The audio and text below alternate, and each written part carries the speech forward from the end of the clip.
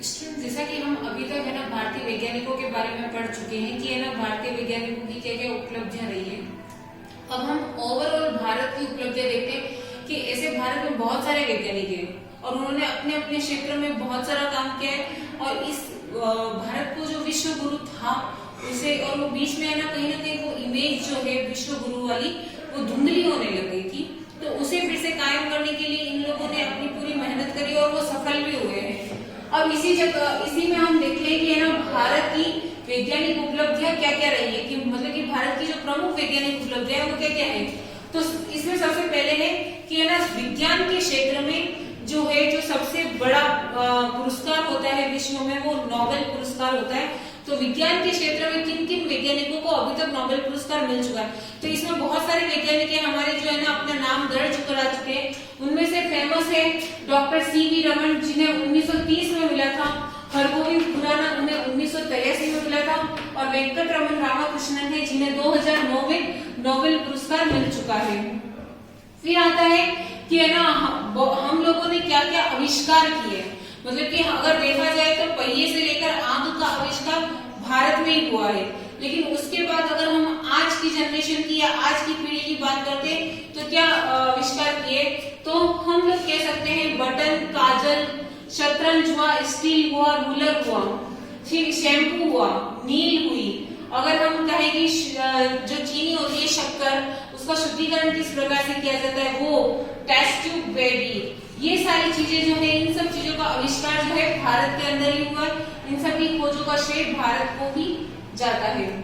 अगले में अगर हम आएंगे कि जो है ना हम परमाणु, हम लोग कहते हैं कि उस देश के पास परमाणु बम है, उस देश के पास परमाणु बम है, यदि कोई देश परमाणु परीक्षण ना कर ले, तो भारत ऐसा पहला देश था जिसने भूमिगत परमाणु परीक्षण किया था। ठीक है, भूमिगत परमाणु परीक्षण जो है भारत करने वाला पहला देश बना और उसने अपना जो पहला भूमिगत परीक्षण है वो पोखरण के अंदर किया। अब जो है उसके बाद हम लोग बात करें कि है ना अंतरिक्ष की, जिसमें कहते हैं कि नासा एक सबसे बड़ी जो है अंतरिक्ष एजेंसी है, अभी हम तो ठीक है अंतरिक्ष संगठन है।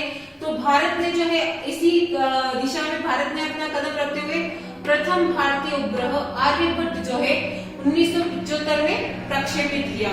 यह हमारा अंतरिक्ष में कदम रखने का एक पहला कदम था कि हमने अंतरिक्ष विज्ञान के अंदर भी कदम रखा।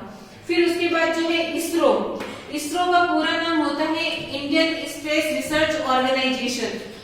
ठीक है, यानी कि ये पूरी तरीके से इंडियन संस्थाएं, भारतीय संस्थाएं अंतरिक्ष के जो खोज है उसको करने के लिए। तो इसरो द्वारा जो है रोहिणी उपग्रह प्रक्षेपित किया गया, जिसका जो है ना जिसको प्रक्षेपित जो यान था, प्रक्षेपण यान, वो जो था वो SLV-3 था। प्रक्षेपण यान SLV-3 था। वो SLV-3 का उसका जो निर्माण है वो भारत के अंदर ही हुआ था और उसका भी हमने बहुत सफल परीक्षण किया। अब आते हैं कि चंद्रयान फर्स्ट, यानी कि भारत द्वारा जो है चंद्रयान फर्स्ट जो है 22 अक्टूबर को प्रक्षेपित किया गया, जो जिसका काम था कि चंद्रमा की सतह पर जाकर पानी की खोज करना। उसके बाद आते हम हमारे बहुत बहुप्रतीक्षित, यानी भारत का क्या विश्व का, यानी अभी तक चांद तक तो बहुत सारे देश जा चुके थे, लेकिन मंगल तक अभी कोई देश नहीं पहुंचा और इवन पहली बार में कोई देश नहीं पहुंचा।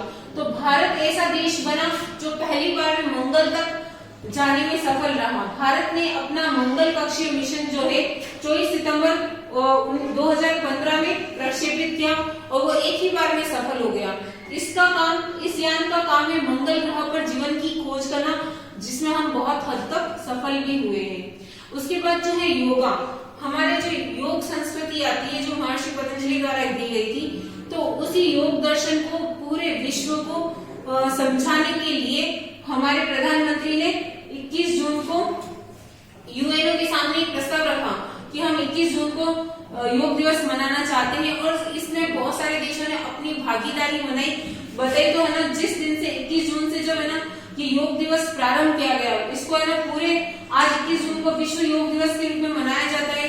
लेकिन जब पहली बार इसे मनाया गया तब 177 देशों ने इसमें अपनी भागीदारी दिखाई थी, यानी कि विश्व भी ये मान चुका है कि भारत का योग दर्शन बहुत ही ज्यादा प्रसिद्ध है। ये तो बहुत ही कम उपलब्धियां हैं भारत की, भारत इससे ज्यादा कहीं